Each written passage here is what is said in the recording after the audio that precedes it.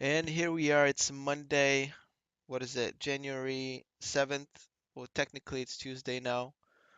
It's 1:44 a.m. We're going to do just a little bit quick overview on some of the things that happen in the portfolio, and then I'm going to discuss my plans onto what my next big move is. We'll go over my first big move first, which is the Apple um, sale of a put for next January, a year from now, January 17th. And let's bring that up right now.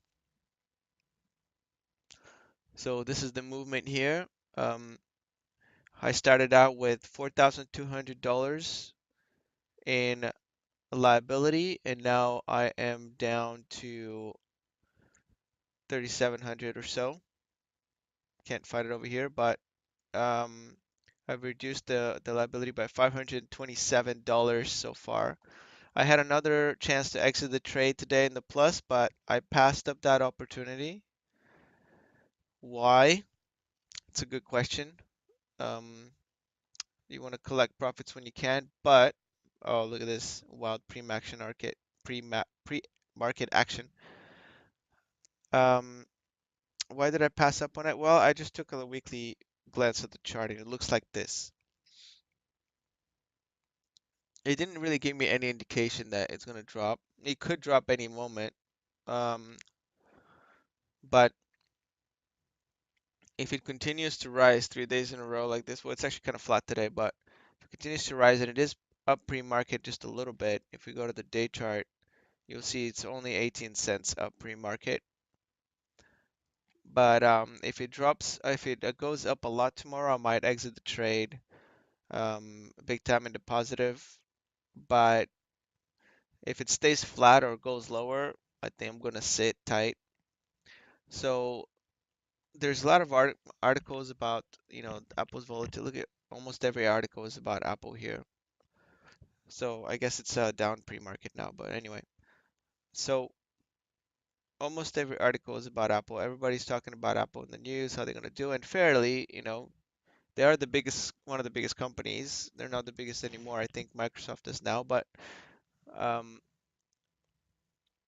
they make a huge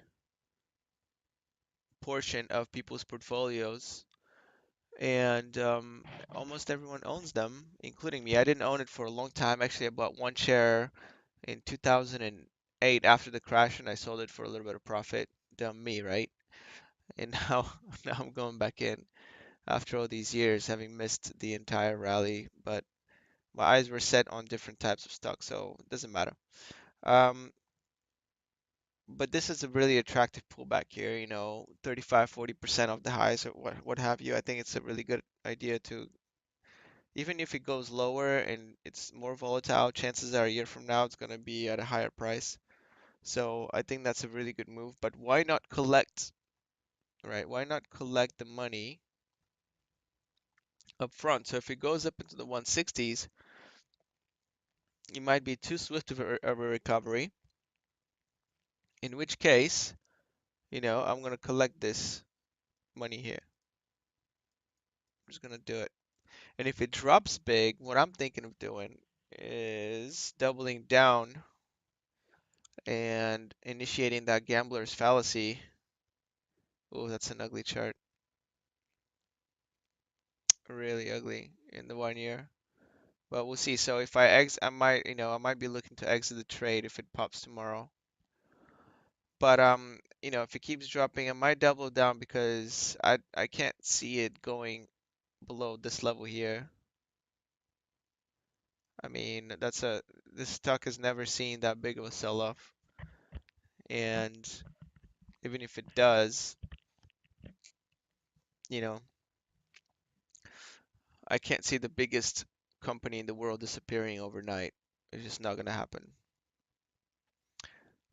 So I might double down, and the way I'm gonna double down is so far I've pulled $2,000 cash. I haven't entered money into this since in a few months now, so um, this is just natural gains here, just pulling money from expiring options. By the way, I had a call option expired for Wheat and precious metals, so that was nice. Collected that money.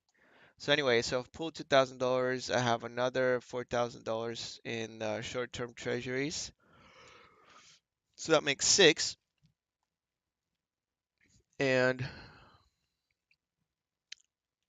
um, what I might do is I might sell a bunch of stocks and I enter into another LEAP contract, another long-term contract, and um, sell a second option for Apple at a lower price if it drops another 20, 30, another 20% or 10% even. I might do that. And then I'll have a lot of cash, basically. I'll have some cash flow that I can do whatever I want with, including sell more options.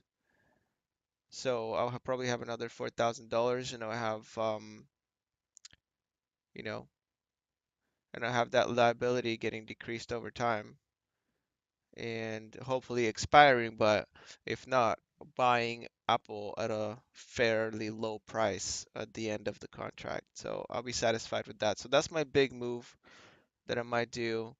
Kind of went in reverse order a little bit today, but so what happened in the rest of the portfolio? This is kind of worrisome.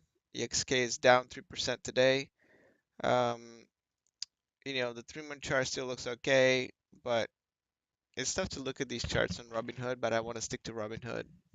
I don't want to go and use other websites to show you guys a better view of the stocks, but you can look them up yourself. So the weekly chart looks really weak, and the 3-month chart still looks okay. Looks like he might have another tiny leg up here. And I'm banking on that. I really wanted to go to at least this level here, to the 250 level, because I need to cash out my options on the 18th, and I don't have that much time left. This really needs to go up. So I'm hoping that this trend continues and it doesn't fizzle. It's fizzling right now at the moment. Let me get you guys a quote on gold and silver here. At this hour, at 2 a.m. Pacific, the futures are up on the market. Nasdaq is up. The futures. So the gold's down 184. It's at 1284 right now. Silver's down to 1566. So that's not good news, but I think it is rising. Let me see. The trend is up at the moment. It's kind of formed a little bit of a U bottom here, and we'll see how far up it goes. So not horrible, but it's definitely a drop. We still got a week or two, and hopefully by the 18th it all plays out as planned. So that's the new. Okay, let's take a look at the stocks. So, but that's the strat. That's what we want to do here. We're gonna get to a million, right? So we need to make some bold moves, and that's gonna be one of them. I know, 30K to a million. We're nowhere near that right now. We're only at 45,000. Started from 31. We'll see. Okay, so what happened in the portfolios? Let's see. EXK, Apple obviously flat. Spotify climbing back up. These are international funds. Finally, a bounce back in emerging market fund here. These are just US derived funds. This is a real estate fund, pretty flat, pretty flat. This is Brazil. Brazil utility down 4.5%. C-SPAN, really good day for me at C-SPAN. It's a container shipping company that rents out um, container ships. So they have a nice dividend. They used to have a huge dividend, but now it's all right. I have a call sold on it. It's down to 8. I've already gained $37 on this call. I mean, I've reduced my liability by $37. It's a February 15th call, so if it hits $10, it will automatically sell, but it looks like it's not in a huge danger of doing that right now. Plus, I wouldn't mind exiting half of this position if it hits 10 anyways. My average entry cost is $7.34. This is a nice little chart that Robinhood has here that allows you to see where other people entered um, the the stock, and you can see average price paid here is 771, so not bad. Robinhooders are doing good. I'm a little bit better than average, 734, so that's not bad. But you know, the average Robinhooder is doing well with this stock. All right, so C-SPAN. Oops, what's next here? Okay, that's oil. The Russian market's pretty flat. Asian markets went up a bit. We got miners obviously down, silver and gold miners down. Uranium, it was up slightly, and then China was up slightly. Alibaba up 2.4%. All right, and that's the portfolio. Those are my big moves that I want to do. I really want to rebuy in this fund right here, by the way, the New York Mortgage Trust. You know, I kind of made a mistake selling it, thinking it's gonna keep dropping with the market, but it's not dropping. It's not dropping. This is as far as the drop. Look, from 606 to 562, and now it's back up to way all over where I sold it at around $6. So it had this drop. I should have rebought here, but can't predict the future. So I'm thinking that the New York prices are going to get boosted up because, Amazon is going in there. They're building offices, so it's going to bid up the prices even further and faster in the city. Maybe we can check at what price I sold. 628, not bad. So I sold at 628 and I missed this crash. I missed this crash here, so I sold. That's pretty good, man. How did I get 628? I don't even know. It's puzzling. But anyways, somehow I managed to sell 100 shares to 628, so that's pretty good. It's actually lower price than I sold it at right now. And I missed this big drop. All right, anyways, enough of this mortgage trust. Um, I went over the portfolio. I told you what I think I might double up on Apple if it drops even lower. I'm not afraid of it going bust. It used to be the biggest company on earth, publicly traded, and yeah, I just don't think it's gonna disappear overnight. It's not gonna pull off a GE. Their financial state is so much better than GE, so it's really I think I look at it as a buying opportunity. Really, I didn't used to be into Apple, but at some point you got to bite the bullet and admit that they're just a great company. This is my all-time chart, and you can see how quickly I've recovered after this December, after last year's 3-month drought, from November 9th all the way down to December 21st.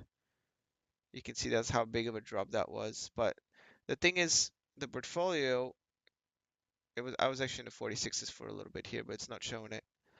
Um, the portfolio is a lot more volatile now. As you can see, it's getting more and more volatile, but this is not just recent action, it's because the portfolio is worth a lot more now.